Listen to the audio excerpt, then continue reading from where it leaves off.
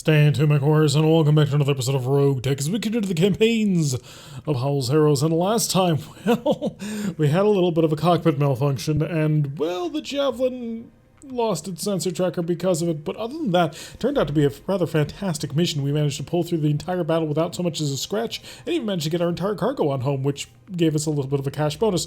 But we are about to finish off the last of the missions on here. There are 2 more missions that we want to take, and so... last mech standing. Your lance of local government battle mechs has been rampaging in Tortugan territory and Marne. They've been raised in population centers, burning fields and refineries, looting storage facilities. They're clearly doing everything they can think of to drive our people out. This is tiresome, pure and simple. We need you to find them and destroy them. No escape. No prisoners. So this will be a 1.5 skull mission. 2 of 9 priority salvage, 224,800 Seabills.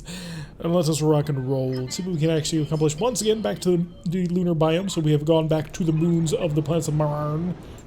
Not actually quite sure how to pronounce that. Straight up battle looks like we are going to be facing multiple lances. We're only getting paid 1 of 9 priority salvage, or 2 of 9 priority salvage, which, you know, for fighting 2 lances, I'm not super thrilled about it. But hey, let's go find out what we're actually about to get involved with. Sending our light mechs on forward. It is the classic lance at this point, which has, of course, Finn in his javelin.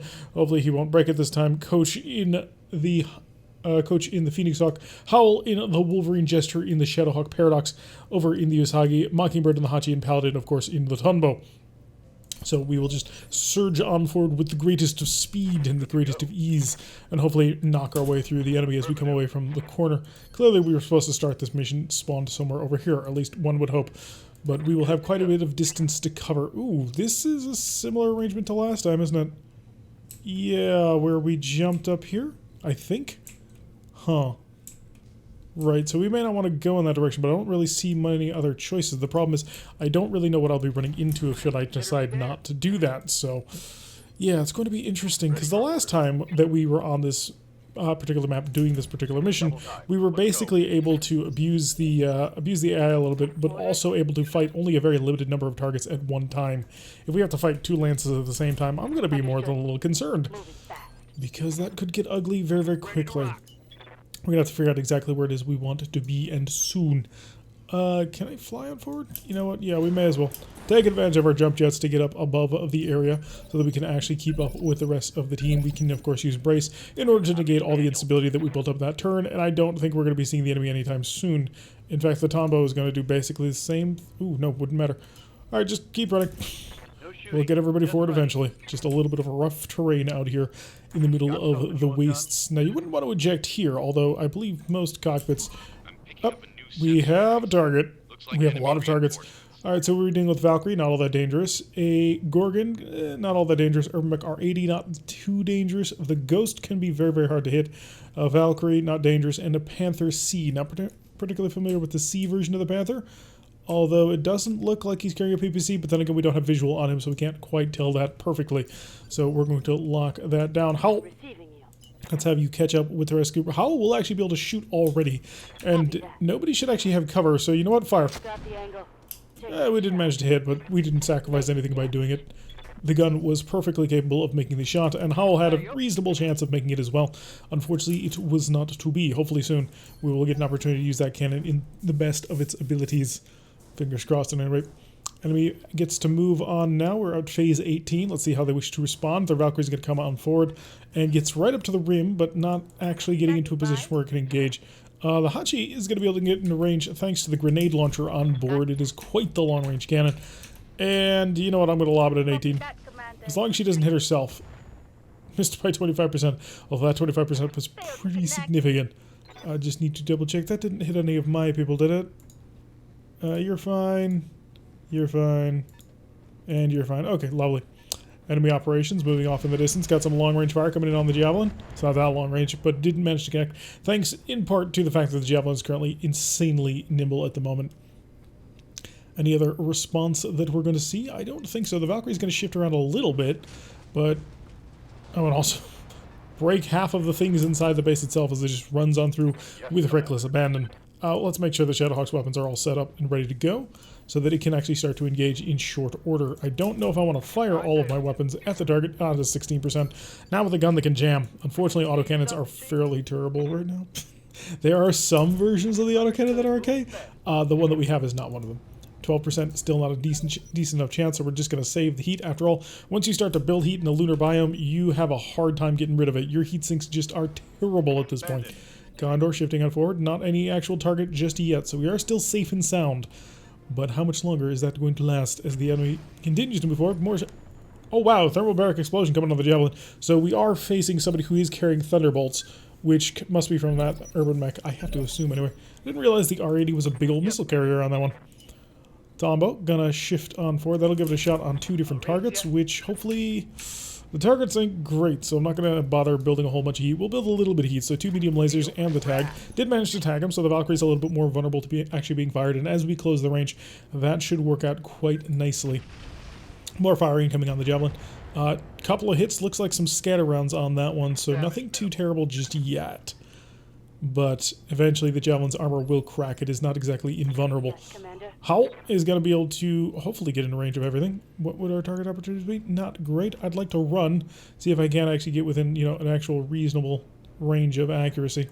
Huh. It's not going to look like it. Terrible accuracy, we're going to let it settle, so no reason to bring the gun if we're only going to be able to hit that hard. And sprint to everybody else. Breaking line of sight, ECM protection going down, 4.3. Yeah, it's not worth risking the accidental hit of our own people.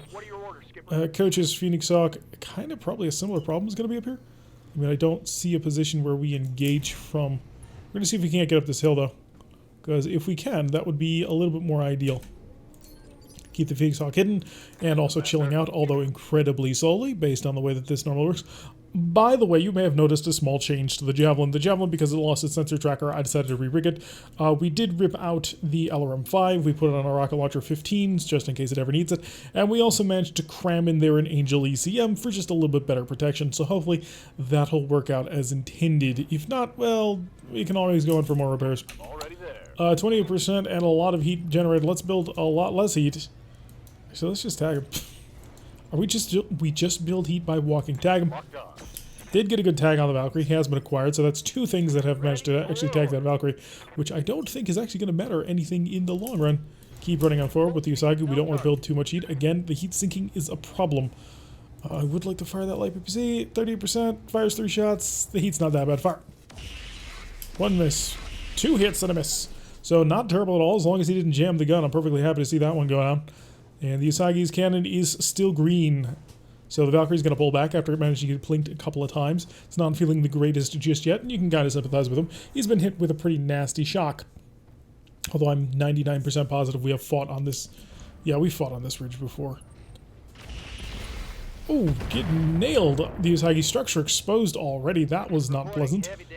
So that ghost, like we said, quite powerful. It does have a couple of PPCs. Luckily for us, it didn't actually manage to penetrate anything. It only stripped off the armor, so that puts us in a little bit better of a position, but it ain't exactly great. We've got to basically come around this hill, because I don't want to have to fight this guy at longish ranges. So we're just going to come up forward, provide ECM protection to everybody, and then we're going to circle around to see if we can't get the entire lance to engage this group as one. Javelin going to take another PPC, but missed by 71%, so we're still feeling pretty confident on that one. So 71% indicates that his chances to actually hit us were really, really terrible. And this ghost is cooking, which could mean this ghost might kill itself. I wouldn't put it past the enemy to actually do that. He is also carrying an XL engine, another thermobaric explosion, plus 5 heat, because it didn't actually manage to connect on us directly, which is of course great for us, although any amount of heat on that Phoenix Hawk is not good. Condor is going to sit up top and open fire on the Usagi. Whole bunch of shots, not managed to connect. We're going to hide the Usagi as best as we can inside the area because we can't get up this hill. At least that's the assumption I'm working under, because I think I'm remembering this map right.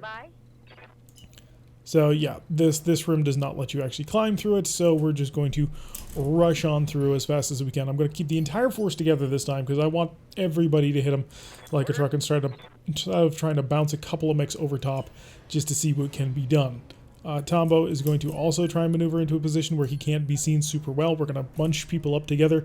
Yeah, that makes us more vulnerable to the thermobaric explosion, but that's not the biggest problem as all things considered because it's only 5 heat so far. Ghost positioning and opening fire with his PPCs managed to get a whole bunch of good hits. That is one hell of a pilot. So we're going to have to deal with that. His heat is critical and immediate. Oh, everybody turn. We have a new target. So his shutdown turned off his ECM also, so that's going to make him extra vulnerable. Give him a target and... Well, he's got an XL engine, so as long as we just rip out the engine, we can steal it. MML, Deadfire, SRM ammunition would be lovely to steal. Light PPCs, what's on his other side? MML, Case 2, Listen Kill ammo. So do I want Listen Kill or Deadfire? I think I want Deadfire. So we're going to aim for the left side torso and open fire with everything we got. A couple of hits, and we're just going to start stacking on as much as possible. Hello, buddy. Just going to continue to see if I can't rip giant holes in your mech. And we do have a penetrating hit. We do have an XL engine crit. We just get a couple more of those and he's going to be dead. He is feeling unsettled, which is lovely. Paradox, come up here. See if you can't finish him off. Just take out the side torso. I don't care about anything else. Ooh, actually, do I know how much health you have there? I actually don't. Yeah, we may as well shoot everything just to make sure. There we go. Left torso has been destroyed. That takes out the ghost in one shot, which gives us 4 parts and his Deadfire ammunition should we decide to take it. Although we're not going to be getting that much salvage, so I don't think it will be. Although that was absolutely the biggest mech that they had. So that's going to be a pretty significant loss to them. Alright, Finn.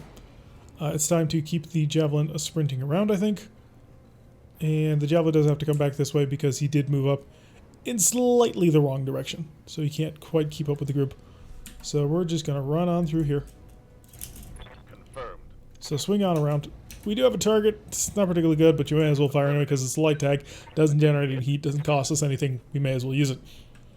Enemies are going to respond now that they've lost their ghost. If they keep like lining themselves up on this hill, I can take them out one at a time. And we don't have to worry too much about that. But they do have LRMs, which is somewhat unpleasant. Because if they hit us, then they can cause a lot of damage. In fact, the Usagi could be in a lot of trouble based on how many of those scatter missiles actually managed to hit him. So we'll be definitely keeping an eye out on that. Jump! Sure, let's jump onto the road. Just going to see if we can't leapfrog over the entire group here so that we can try and keep the motion going. So, however, our mediums are definitely falling behind again, which is becoming a bit of a problem. The mediums fall behind a lot. Oh, that's what I'm worried about. I am worried about those little scatter shots that manage to penetrate all kinds of things. What is actually here? We've got the partial wing system and his engine, right. He's got a lamb engine, which I'm not sure how big the lamb engine is. Totally forget. Nothing in that right arm, though. So as long as the lamb engine isn't 3 critical slots, then we might actually be kind of okay with that. Although I do want to get the Usagi flying. I think we're just going to... Well, I can't boost him. He's a little bit too hot for that at the moment. Condor's going to line up, and Condor's going to open fire on the Wolverine. Most of it managed to miss because the Wolverine's currently sitting under an excellent little heat umbrella, or ECM umbrella, so we have everything mostly under control. Gorgon shifting on back, opening fire on the Tombo. Oh, so it's the Gorgon who's bringing the thermobaric. Okay. So it's not the Urban Mecha. We do want to get on top of that thing to kill him, because he's starting to bother me. Finn? Yeah, we'll have the Javelin just keep running as per normal. That's what it does. It does it quite well. He's got 2 turns of having to deal with that heat increase, which really kind of sucks because I'm not entirely sure he's able to keep control of that heat increase. And a whole bunch more scatter shots, which is good that they're not targeting the Usagi because the Usagi is currently very vulnerable. And Mockingbird could hop up. She could actually be incredibly aggressive here. I'm not going to have her do it. I just think it's too risky. So we're just going to keep her alongside with the Angel ECM systems as we start to blanket the entire plateau in electronic countermeasure. Not sure what the Valkyrie's got packing. The Panther's a long-range mech, and you are an urban mech? More fire on the Tombo. Ooh, accurate fire on the Tombo. Despite the ECM and the maximum evasion, getting shot at quite heavily. Howl does have jump jets, could get involved. Not sure that I want to. So if I were to shift around... Do I have a side angle? I don't think I have a side angle. No, I don't. So we do... Well, kind of. Yes, we do. All right.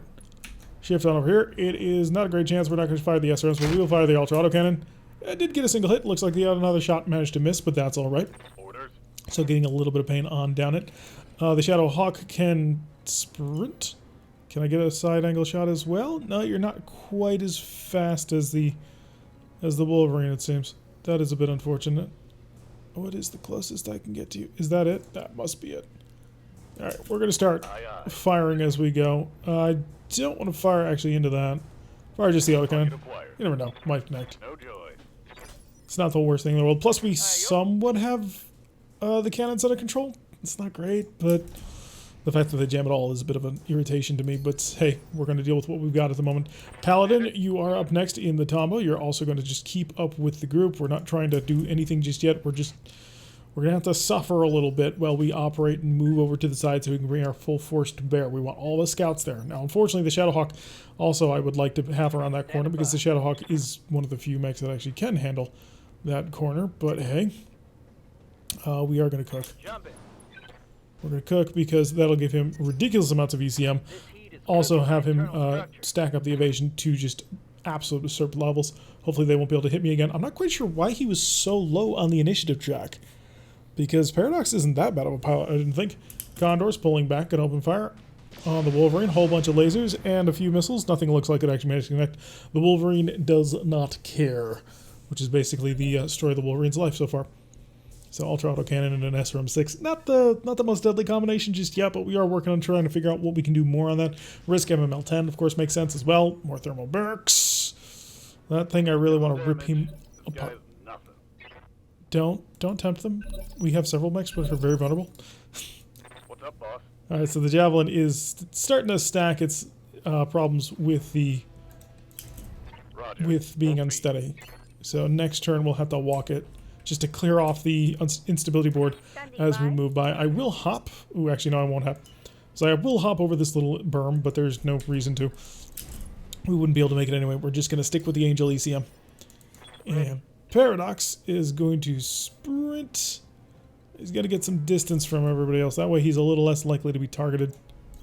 I'll also show my back a little bit. Yeah, it makes the enemy more likely to shoot me, but my back armor is full, and the only one who's demonstrated he can actually hit me is the one with the scatter LRMs and also the thermal barracks, because they don't actually need direct hits. Confirmed. Coach keeping the Phoenix Hawk up and around with them. We're about to be able to crest this berm very shortly. Unfortunately, most of these mechs actually have jump jets, but they're not particularly super well armed or armored. The Wolverine's going to be a hell of a hop this corner, no problem. It's the Shadowhawk that's really going to fall behind on this, actually. Whole bunch of fire coming in on the Wolverine, not able to connect, so we are still perfectly safe on that one. As we continue our slow flank around this location. Did somebody just... Oh, no, they fired missiles. Like, did somebody just jump on top of me? Alright, Howl, you're up. And I think Howl's gonna... Oh, Howl just has a shot. What do you got? Yeah, that's terrible. I mean, you're gonna shoot it, but that's still terrible. Okay, got a 45 damage on it as we continue to move over to the side. Again, we're going to be probably jumping this berm next turn, just in order to keep on top of the enemy. And unfortunately, the Shadowhawk cannot actually do that. What I can do, though, is just to be a little bit extra aggressive, is I'll move right there. It is slowing his advance down, which is a bit of a problem. But if I can open him up, that might be worth it. He has been structure exposed, so the Condor is now vulnerable. Unfortunately, the Condor isn't super deadly. Either that or we may have actually hit the building. No, the Condor's lost his armor. That's good. So the pressure is most certainly on the enemy. Condor is going to shift back around. He is going to stay in close. If he's willing to do that to the Shadowhawk, then the Shadowhawk can just hang out here and keep blitzing into him, because that's not the greatest range. I mean, he's only 10 tons, but still, every little bit helps. And it's going to take him like 5 turns to come around this corner, which is really irritating. Another thermal barrack. Jeez. Try aiming next time. See what Don't tempt them. Seriously, he is actually hitting you. And they are causing damage, which is a bit of a problem. Commander.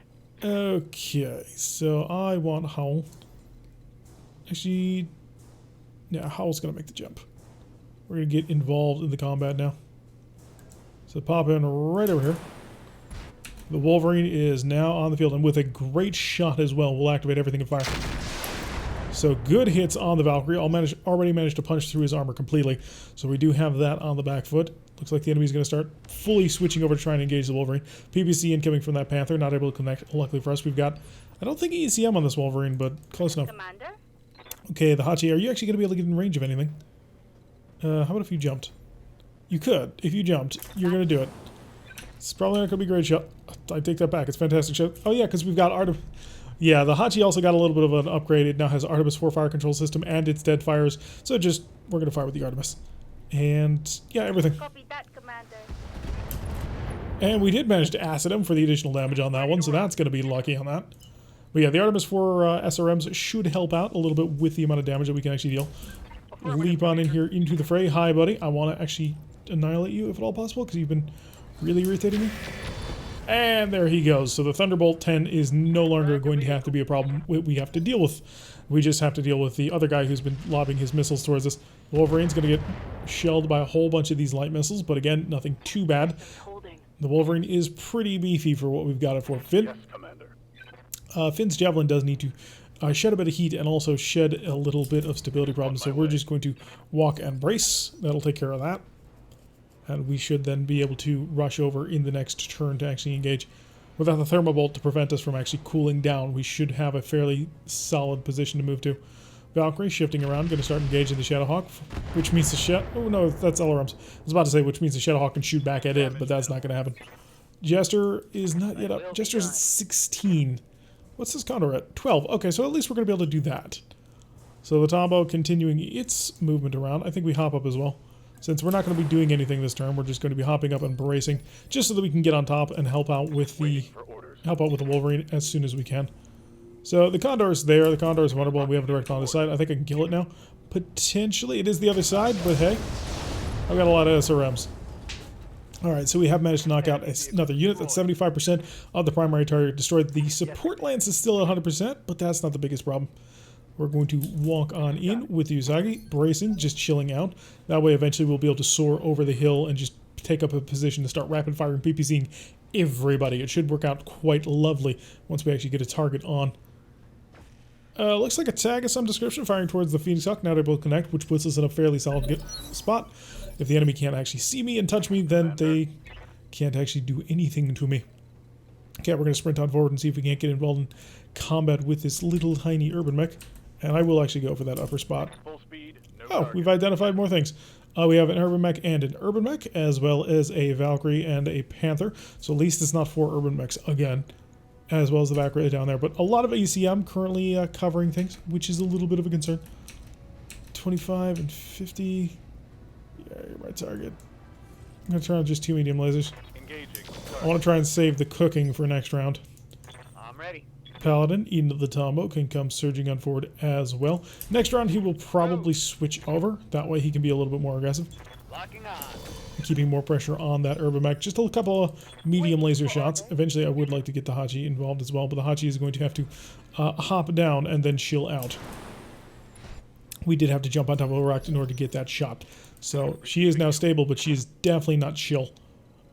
Don't have a shot here no matter what we do, so we are going to have to start making our way over towards that location because the Shadowhawk unfortunately does not have jump jets. It is something I'm starting to consider about swapping into it. I'm not sure what I'd swap out for. Probably would end up having to be some sort of ultra autocannon, preferably an ultra autocannon 5 as well instead of the AC-10. That would save us enough weight to be able to put on some a couple of jump jets that would allow it to be much more nimble. That urban mech is actually fairly vulnerable and in SRM range. Couple of good hits, did get some penetrations. His Nelzig has been apparently destroyed. I don't know if that's a crit or an actual destruction. If it is a destruction, he's going to be much, much easier to hit. And we will, honestly, I kind of want to punch with the Phoenix Hawk, but I don't think that's quite an opportunity at the moment. Maybe I'll punch next round, actually. Let's see if I can't keep the pressure up on this one. I don't want to get too hot, because the heat is a significant problem on moons. Oh, you're the one with the exposed torso. Or the exposed arm. Fire. There we go. Tore off his left arm, which there's nothing super serious on a left arm of an urban mech. Generally, it's a light support weapon designed for a little bit of extra oomph, but every little bit does help. Point blank range shot. I don't think he had the weapons for it, although the Javelin has been nicked up pretty badly on that one. So the Javelin should be able to rocket flush the next target that he sees. The rocket is basically a SRM-15. So it's pretty powerful. It's nearly as powerful, well, is as powerful as the MML-15 that is currently on the Shadowhawk, but he only gets to shoot it once. Paradox going to continue his sort of flanking around. We want to keep the range wide, give him some time to actually get involved in the combat. This little extra jink here is a major problem, actually. In terms of trying to get, it takes another 2 turns just to get around that. Coming fire on the Javelin, nothing too serious. Actually managed to connect with him. His evasion serving him quite well. And who is up? Phase 11. Gotta be one of these urban mechs coming up sometime soon. Urban mech shifting on a position. Looks like he might have a PPC, but he just went evasive instead. We might be able to take advantage of that. Although both of these appear to be some sort of stealth Urby, which is an odd thought to say the least. Although both of them shifted off to the side. I'm not quite sure why. The Javelin is actually in a really good position to do something about it. I have, made myself vulnerable, but I can probably rip you open. We're going to go full heat on this one. And that's why we managed to break his Beagle Active Probe. and structure exposed, so he will not be quite vulnerable. The Javelin's going to have to punch or run next turn. Ready for order. Jester's not in the fight just yet. Coach can get in the fight, although Coach is cooking, so Coach is going to instead probably move over here for a punch. I do want the hit on the back. This will attract fire, to say the least. Go for the punch, and looks like we managed to rip out his engine. Alright, so we no longer have to deal with one of the urban mechs, so that was totally worth it. And 25% of the first of the one lance has been destroyed. The Shadowhawk actually does have a target. With what gun? It's probably just the AC-10, because I don't think the SRMs have that kind of range. Keep your run. Keep it moving around, Jester. You have a long trip ahead of you, and you will make it there eventually, just not for a little while. Could start keeping the pressure up on an urban mech, but then again, you have revealed yourself to be fairly close to me, and at ultra auto cannon range. Hi, I've got your back. Alrighty. Managed to completely annihilate him. That's the primary lance defeated. And now we get to move on to the secondary support lance, which, you know, I'm not currently being paid to kill, but I suppose it's just something I'm going to have to deal with. Okay, actually fairly decent shot on the urban mech. Gonna shut off the grenade launcher. That actually generates no heat, which is actually pretty amusing. Yeah, fire everything at the urban mech. I don't know what I hit with the acid, but I don't think it was anything important. And Paladin in the Tombo actually could be in a pretty powerful position to follow up on that urban mech, because we have kept quite a bit of pressure onto him. So we will activate all of the medium lasers to engage at full strength. And he's unsteady and he's lost his evasion. Unfortunately, I don't think I have anybody left to engage. Paradox is coming up, but I don't think Paradox will actually have the range. Although he still has some sort of support tag system. Is that a pulse laser? It's got to be a pulse laser. It can't be a heavy. It would have been yellow if it was a heavy. So he's got some form of large pulse laser, which is something that might be interesting to see. There's a lot of stealth gear in this lance. What the heck? Like, we ran into a straight up ghost, and on top of that, it appears to be supported by 2 urban mechs with stealth gear of some description. I mean, this is the very, very skulky lance. I suppose, I mean, that was the shot I wanted to take. Problem is, it's not a shot worth taking.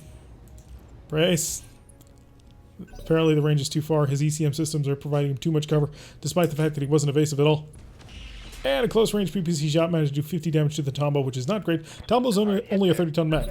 I mean, I know it hits like a 50-tonner, but she's only a 30-ton mech. Makes it very, very vulnerable to incoming damage. So any solid hit of a pinpoint weapon like that can be devastating. Alright, the Javelin is a cooking, so the Javelin needs to do things that would allow it to stop a cooking. And that'll still keep it cooking up here. How about you just punched him? That would be fine. Yeah, that'll be fine and chill.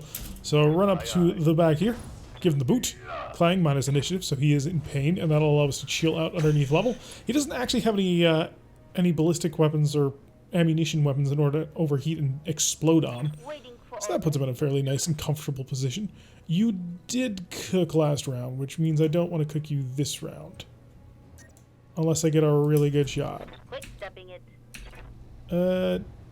Grenade launcher off. That actually is a really good shot.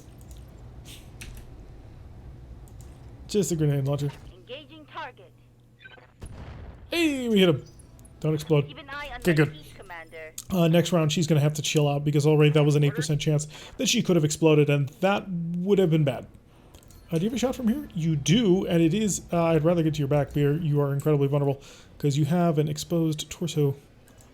So shift around here to the back. That'll give us very good accuracy. Do we cook? Yeah, let's cook. And did make him unevasive once again, which is really cool. But he's not, you know, so vulnerable that I can really do anything about that. I take that back. He's incredibly vulnerable. He's about to die. Cook it. There we go. Alright, ripping the Urban Mech's engine clean out. So we take care of that. We got a Valkyrie and a Panther left. The Valkyrie is jamming, and the Panther, I believe, one of these guys actually does have a large pulse laser, or some sort of pulse laser, because it was a blinking blue light. That's a pulse laser of some description. So I have to assume it's the Clanner C. Or not the Clanner, the Panther C. Ooh, the Javelin taking a nasty couple of hits. Inferno rounds at that. Interesting. But it doesn't look like he moved. And if that's the case, that would be dumb. That'd be really dumb. Okay, structure exposed, and apparently a head hit with one of those SRMs. And Javelin got to take even more fire. Sensors impaired, getting affected on somebody. My armor's Yeah, this entire group is just on fire. Waiting for orders. Paradox does have a shot, and he's going to operate from the maximum range. Can get a 32 accuracy shot, so we'll do that. Got it. Did manage to get a hit on the Valkyrie. Good.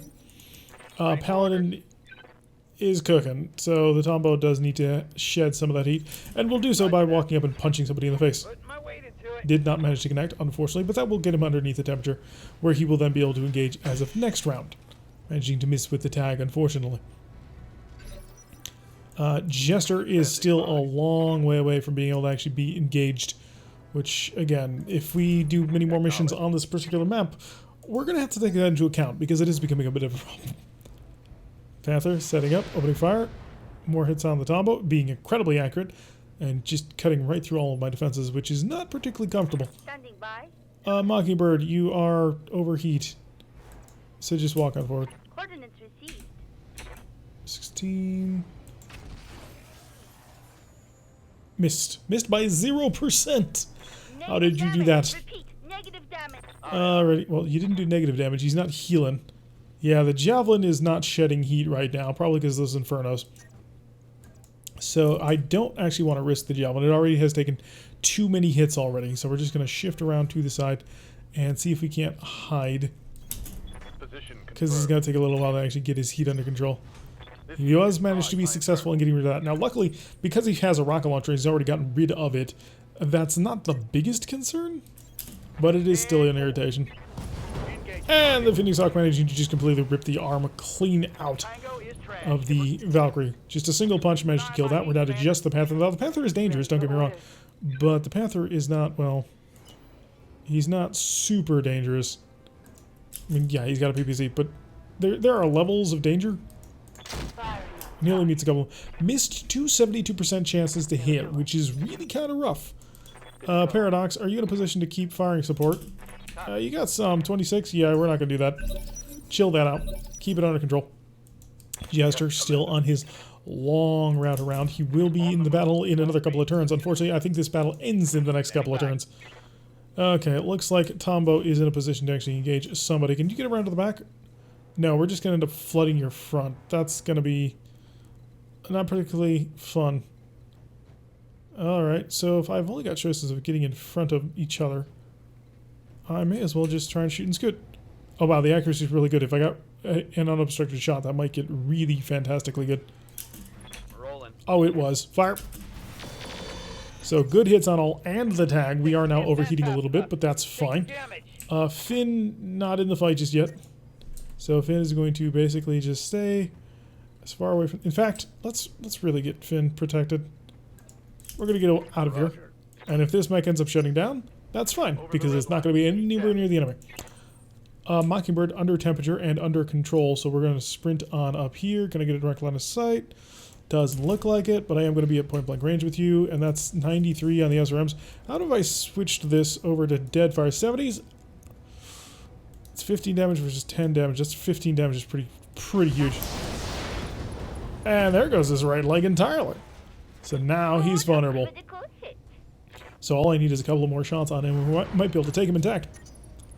So I am going to go for that leg, see if we can't rip it off of him. Paradox, are you going to be put into a position to support? 64, yeah, entirely possible. Shoot it.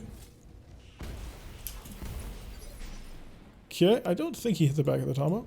No, he's good. And Howl, it's probably up to you at this point. In fact, can you just take the shot from here? You can. Aim for that leg. Ultra autocannon. Open fire. And there goes his both legs. Oh, looks like we destroyed the RPPZ. That's unfortunate. So the damage must have gone up the leg through the rest of the torso by double tapping. Totally worth it. Wouldn't have changed a thing, but still a little bit sad to have lost that piece of equipment. Yeah, we came close to taking considerable amounts of damage that we otherwise didn't want to take. But luckily for us, everything has seemed to work out. 163,770 C-bills is a reward for job well done. Yeah, 3 mechs took penetrating hits, the Usagi, the Tombow, and the Javelin. That was a little bit rough. These 3 mechs were basically untouched. Alrighty, let's see what we got. Panther parts. Lots of Panther parts. And a ghost part. Apparently only 1 ghost part, which is kind of sad. Light PPC, ER medium lasers, quantity of 5. Media axe pulse lasers, MML 3s, snub-nose PPC. I am a fan of snub-nose PPCs. A couple of streak shoes, thunderbolts, beagle probe ×2. Comm Suite, which gives us additional resolve. Endosteel, Endosteel XL engine. How many of these I got? I have 3. I don't need more. Gyro XL on the other side. I have 1 and I would like another. Do you have a double heatsink kit? No, just double heatsinks. That is so unfortunate. Sensor tracker. Sensor trackers are big. I mean, they're fantastic. Sniper is good for just increasing the long range accuracy. Gives us additional targets, as well as having its own built-in sensor tracker, but our ECM jammer. Guardian ECM times 3. Wow, they're just sort of throwing these things at me now. A whole bunch of heat sinks, whole ton of heat sinks, and then a few double heat sinks. Don't need any more Artemis 4 fire control systems. We have 4 of them. I've never thought I'd turn down an XL engine. How much endosteel do I have? I have 2, so I'm good on that. I'd rather have the sensor tracker over the comm suite, if I'm completely honest, because the comm suite doesn't come with it a basic ECM generator. Tag quantity, don't need it. Nah, the Gyro XL is too good. Oh, we got a Valkyrie part and an Urban Mech part. The X-Pulse laser, which is great. Also got the comm suite anyway, as well as the 165 fusion core, which we already had one. It's okay on our lighter mechs, though. And some plasma ammo, should we ever decide that we actually need it. Not the biggest haul. The 2 of 9 was really kind of crippling, especially when it's sending 2 lances up against us. Luckily for us, the second lance wasn't the most deadly thing in the world. I mean, it was just super well endowed with ECM systems and stealth systems, but still, work-outable. We were able to make that thing actually work in the way that we kind of had hoped for. So the lance has continued to operate in the way that it's supposed to operate, which, you know, makes you kind of feel good about how well things are actually going. Although a lot of damage has been dealt to the rest of the lance, which is somewhat not a great thing. So we'll get that all patched up and hopefully have things mostly sorted and underway soon. Because I don't think anybody actually took any critical hits, so it's just going to be a little bit of structural repair and armor repair, since nothing actually got broken. A little bit of action happening, and 32,422 for the next 11 days. It's not actually going to be 11 days, but it is still going to be pretty painful, because we do need to turn around and start earning a little bit of money. At the end of the day, we can sell mechs, but I'd prefer not to. Shadowhawk is going to take 4 days. What the heck happened to it? Wolverine's taking a single day. Yeah, that's going to be it. Oh, yeah, the Javelin. All right, so we're going to be in repairs for much longer than I thought we were going to be. But that's okay. This was something that we knew was going to happen when we took this. So we just got to chill for the next several days to get all of our mechs back. What's up? That's that. That's that. Okay, so all of our mechs are back. Quick check of the mech bay itself. That took a heck of a lot longer than I wanted it to, but hey, we're okay. Everybody's alive. Check our mech warriors, see if anybody's actually managed to level up. We are actually cycling a whole bunch of pilots through now. 7 full pilots through. Death Crusade has leveled up. Unfortunately, Death Crusade is currently not, fighting with us at the moment. We'll give him the heat generation perk because it's super huge and important. Especially on a lunar map. Howl's good. Jester is good. Mockingbird can level up. We'll get her guts for her additional heat threshold, which will be helpful. And now that makes her a total 6 pilot, which is great. Paladin is good. Paradox is fine. All right, let's take a contract. So let's go see what's left. I'd rather not take the half skull. Beefed up security. A defend base, unfortunately, that would take like an hour because of the allied things that are going to spawn for the defend base anyway. I kind of don't want that because I don't want it to take an hour. I'm just going to be honest about it. Payroll seizure is always really light and gives you lots of cash. I'm going to take for 2 skulls. Give me all the money. So there's 2 mechs.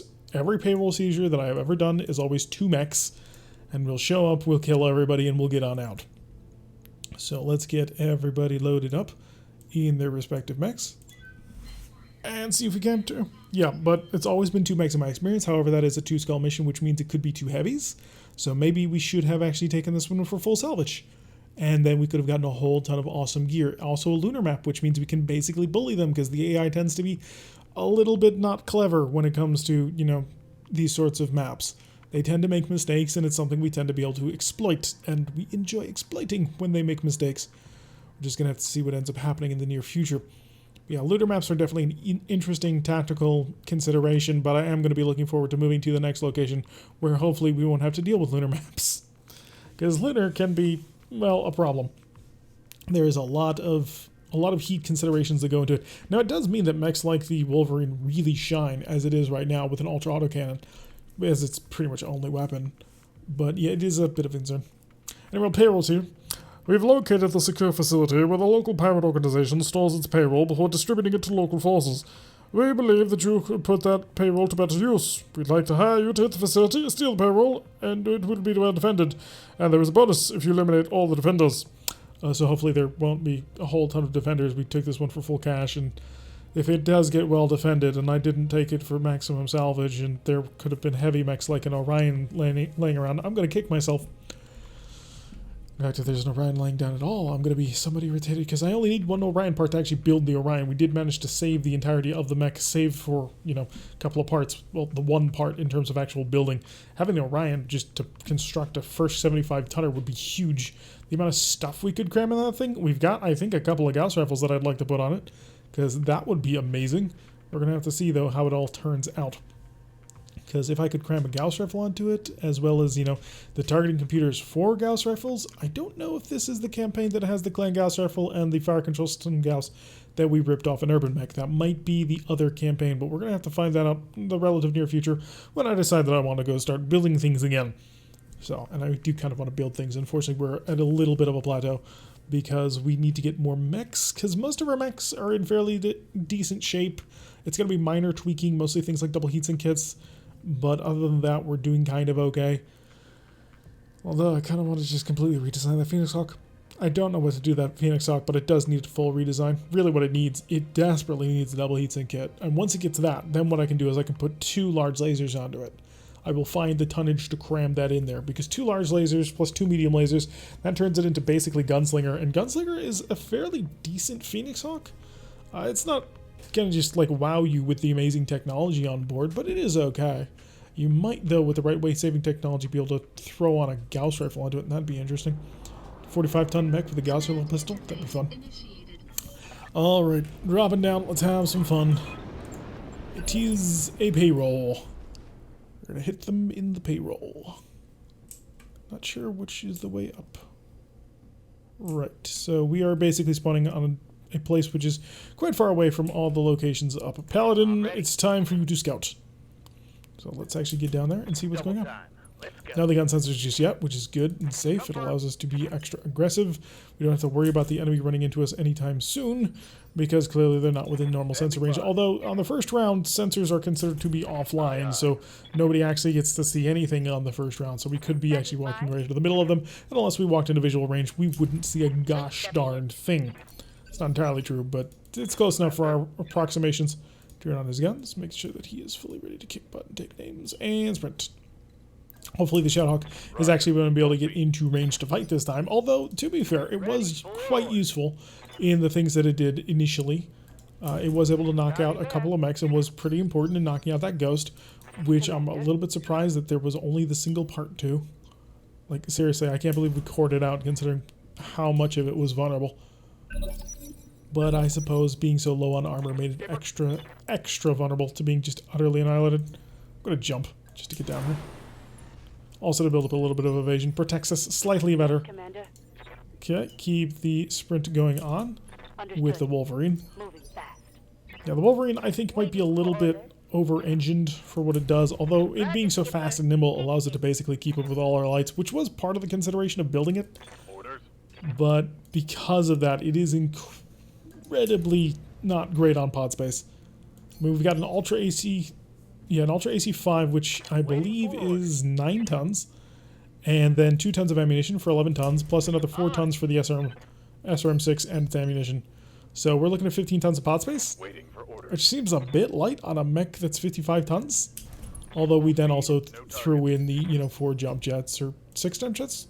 A whole bunch of jump jets. And it doesn't have an electronic countermeasure system, though, in it, I don't think. I'm going to have to see about throwing in a sensor tracker onto it just to keep that, just to figure out if I can keep it a little bit better defended. Still nothing on sensors, which is good. It tells us that we're not likely to run into anything more than just those 2 units once we steal the payroll and get on out of here. And that is only making me feel even better about taking this one for cash only. And hopefully it's just 2 units. It'll be 2 light units and we'll be able to blitz through them without any trouble at all. And then hopefully get a little bit of a bonus so that we make about 800,000 on it. Although that would be one heck of a bonus. That'd be a 30% increase on the cash. So actually no, that'd be a 50% increase because it's only worth 600,000. Taking the lower level missions. Although this will probably be the last one we take on this planet. After this, I will probably move us to a new location just to regenerate the missions and be able to check out things. Although I am going to try and remember to check the faction shop before we end today, because it has been requested that I take a look at the faction shop a little bit more often. Gotcha. That way we can sort of see how it works and operates and who's around. Although, judging just from the worst thing that happened recently, I'm not sure if a whole lot of people are currently fighting right now. I mean, that could be wrong after all. It could be that the entire war is just erupting right now and nobody can actually capture anything because there's too many battles going on. Oh, one can hope and one can dream. Okay, keep the pressure going. Get the javelin on up there. We have sensor contact. We've identified a bandit hovercraft. Is that it? That appears to be it. Okay. Don't think the bandit hovercraft is anything too scary. It's 50 tons, which, you know, that's pretty significant in hovercraft terms, but again, not the worst thing in the world. I think those are sides that will not actually allow me to do anything. So I'm just going to keep walking forward. He'll probably jump up and cut the corner. What's up, boss? Howl, can you actually get up there? Not quite. You have jump jets, just not that many jump jets. Still packing a fairly decent number of jump jets, though. And Jester? Ready to get it on. Keep up, Jester. You got to keep the pressure on. Also, your electronic countermeasure is super useful. Was he the first mech that we ever got that had an ECM on it? No, that couldn't be it. Oh, there he is. So we've got a crab. Alright, I'm not too bent out of shape about losing a crab. I mean, it's just a crab. Does anybody really care about a crab? Okay, she can jump the corner. This will get a little bit more protection going down. We have lost sight of everybody, but we do know it's a crab and a bandit. Ready for orders. You, on the other hand, do not have jump jets and must slow boat it around. Come all the way around. And Hachi. Hachi will sprint on forward, be in a position to follow up in the next round with her SRMs. The Artemis 4 SRMs ought to be quite powerful. At least that's, you know, the hope and the plan and the prayer that we tell ourselves. Shift in up here. Hi. A single energy, single missile. I can hit you with the rocket. I'm not going to. Engaging with target. And that's kind of why. Because I was worried about the accuracy. I want that rocket to hit with basically a massive fist. Mainly because if it doesn't, then that's going to be the waste of ammunition. Bouncing onto the rough terrain, but getting rid of it. Paradox. The Usagi can fly as well. Quite well. Should we desire it to. And I kind of do. Pop in over here. 22%. Shut off the laser. Rapid fire mode. Nah, not worth it. Brace it. Yeah, that causes us to still build a ton of heat. Based purely on the fact that, you know, he flew a massive amount of distance. But still, we have it under control. And even though he didn't shoot this round, he will be shooting shortly. Plus, there's this crab down here somewhere that will be coming up over to greet us. And if I have the heat prepared for him, easier protection. Oh, wow, the crab just came up right in our face to try and punch us. Okay. Firing a whole bunch of interesting weapons. Are you a Gemji by any chance? Because if so, that would be bad on many levels, because you're packing a significant amount of electronic countermeasure. I'm going to just see if I can't ECCM you and then crush you. So we'll probably just set most of our people to ECCM. Although not all of our mechs do have the ability to do that. So phase 16, it is the bandit hovercraft. And the bandit, I don't think, decided he wanted to do anything, which is good. Kind of dumb, but good. I live to serve. Alright, Tombo. The Tombo is going to shift up right here. That'll be pretty nice. Bit of an obstructed shot, but he does have good accuracy over here. And that's the shot I'm going to take. See if I can't wipe him out soon. Target acquired. Yes, Obviously not what my intention was. Let's set the ECCM on to mode of that. And wait to refigure out just how far we can actually go. And get as close as we can. Confirmed. See if I'm covering him. I don't think that I am. But that ought to help a little bit. Standing by. Okay, Paradox. You've got a really good shot that I can't afford to miss. Acknowledge. Triple hit. Oh crap, I forgot you don't have the ability to do that. That's not good. Run right up here. No target. 29, 64. Yeah, I gotta go for it.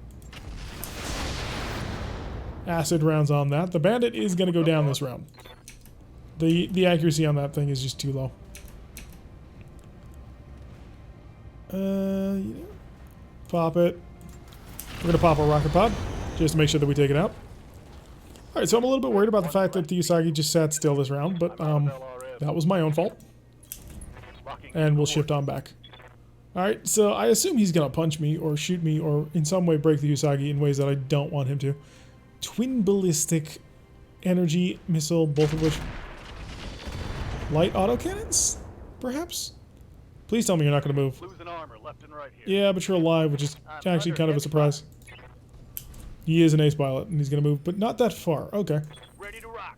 Coach, do you have a... You don't have an electronic countermeasure at all. You never did. Let's line up. We'll rush on him next turn. Yeah, the accuracy isn't worth it. I'll fire the single R's laser shot. Probably shouldn't even fired that, but still. I wanted to see what I can get done. That didn't hit. Howl's up, and Howl doesn't have an ECM. She does have enhanced imaging, which Howl will be in a position to do something this turn, but we'll probably save it for next turn. On it. Come up on target, turn off the SRM, double tap with the AC, not able to connect. 30% is good enough. If we're just taking pot shots at a target, a 30% is good enough. Confirmed. Still no target here. How about Finn? Ready for orders. Finn does have an electronic countermeasure that can now ECM protected anti. Haha. You can't stop me. I think I want to just get up here and start to engage him. Hit him with as much stuff as I've got. 50% is going to have to do. Taking the shot. Come on, tag him. Haha, we got him tagged. Hey, I'm overheating. And that's going to be the important bit, is the fact that he's tagged, because that will make it so much easier for everybody to get reasonably accurate shots. 63% is what I can work with. And cook it. Didn't even need to cook it, but we do have a penetrating hit. I'm assuming that's the arm. Receiving you. You can't shoot from there if you want ultra autocannon accuracy. You can shoot from there, but it is going to be a little bit of threading the needle on this one. Turn it on. Firing a full salvo. Oh wow, did a fairly decent job. Deadfire LRM ammunition explosion, which does mean he's vulnerable. And Paladin, Commander. the Tombo does have shoot and scoot, and so we'll... Yeah, we're going to see if we can't get that side angle. Oh, we can. Lovely. It'll be easy too. Mission confirmed. Shoot to his side. That should make him fall over at this point, even if we don't actually, Solid blow him connection on that apart. one. So now the crab is going to be on the ground and extremely vulnerable. Got And something Jester going on? is possibly in range? Oh yes, Jester's in range. No shooting. Just Hi running. Jester. Break open his side torso. And he's dead. Taken care of. And that's the way we do it. And that leaves Mockingbird Orders. to walk and grab the payroll. Perfect. Paradox can go help out with that. On it. Alright, that appears to be a perfectly successful payroll mission. The Usagi did take a little bit more damage than they otherwise wanted to, but that's okay. For what ended up happening, that's not terrible at all. Yeah, we took a little bit of damage, but a little bit of damage is to be expected. I don't think it was a penetrator. It might have been, though. I hope not. Because, standing right there and getting shot at was not particularly pleasant. So we are going to be making 566,170 C-bills. We got no additional bonus for, killing everybody. Nobody actually took a penetrating hit, which was great. Quite a few of our mechs didn't even take any damage, which is even better. And we got a heatsink. Screw you too, game. Oh, it was indeed light autocannon 5s. 35 damage. It's a ton lighter than a normal autocannon, and it's 10 damage less. That's just terrible. I'd rather take a clan autocannon 5, just because it would make more sense, or an ultra autocannon 5. If I can get my hands on more clan ultra autocannon 5s, that'd be phenomenal. So we're going to check the faction shop after we just make sure that we double check to see how long it's actually going to take our payments for, and then we will be moving on shortly. I mean, I'm not going to move on in the episode. I'm going to probably sell a few things just to make sure that I get my payments down as much as possible before moving on to the next location, and hopefully next time we'll actually have the Gladiator ready to go too. Gladiator is designed for a little bit of closer range combat with equipment that he can't actually use. But I have a special heatsink that I kind of want to give him, because that will hopefully help him out. Oh, unfortunately, Tortuga has lost a location. That's not good. 3,000 for 2 days. That's excellent. So that's not a bad repair time at all. And it's just the Tombo and the Tombo and the Usagi and the Javelin. So it will actually be 2 days, but just because of the Javelin. So let's go to the store, because it has been requested that we show off the faction store a little more. And what are we looking at today? Our faction people have found ammunition Gauss, of which I have 4, so I don't need any. Energy weapons, ERPPC, don't want it. RE re-engineered medium lasers, none of this is equipment that I'm interested in. Missiles, extended range LRMs, I have been told that these are amazing. I'm not going to pay $397,000 for them, but I'm told that they're amazing. Rocket Pack 10 carries 5 salvos. Internally? Interesting. Internal ammunition can explode for 4 points of damage. Just The pack are bundles of several rocket launchers, can be fired in succession, has 5 salvos. So does it shoot... Does it mean I get to shoot 5 times? And if so, that's still really good for 2.5 tons. For 2.5 tons, I get basically an SRM 10. That's really nice. Inferno SRM ammo, 56,000. Do I have any? I don't. I'd like some. Thank you. New equipment. Yeah, 56,000 for that is not terrible. Narc launcher and tag, no thank you. Gem jet's new. Fuel cells. An exchanger, I'd love it, but it's too expensive for me to afford. And the fuel cell, I wouldn't do it. So it's 60% increase in your weight of your engine, but it's minus 60% engine heat, or just heat generated in general, which I suppose you could make work on like a super slow fire support build that had a tiny engine and a fuel cell on it. So you might be able to get that working, or maybe a super light mech. That might not be too terrible, and then you could load them up to the gills with PPCs or medium lasers or something. Indirect FCS, a standard FCS, and a ferrofibrous. None of this is useful to me. I mean, the ferro is a little bit, but not 282,000 worth. So nothing too exciting in the faction shop, but that's okay. We weren't expecting anything anyway. So that's going to do it for today's episode. I've been Teraki, but hit that like button and subscribe before I see a notification every time I post one of these videos. Press that little bell icon, leave a comment, and I will see you all in the next episode